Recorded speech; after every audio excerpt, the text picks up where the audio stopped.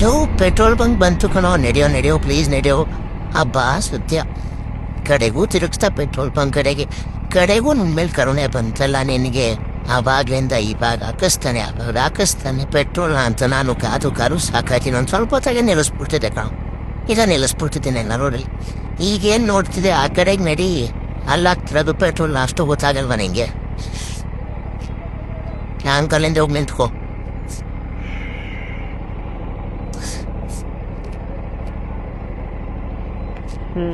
ಕಡೆಗೂ ಬಂದೆ petrol bunk. ಹೇಳಪ್ಪ, ಈಗ ಮುಂದೆ ಹೋಗ್ಬಿಟ್ಟು ಆ ಅಂಕಲ್ ಹತ್ರ 300 400 ಆ ಅಂಕಲ್ ಬಿಟ್ಬೇಡ ಕಣೋ. ಫುಲ್ ಟ್ಯಾಂಕ್ ಮಾಡ್ಬಿಡಿ ಪವರ್. ಫುಲ್ ಟ್ಯಾಂಕಾ?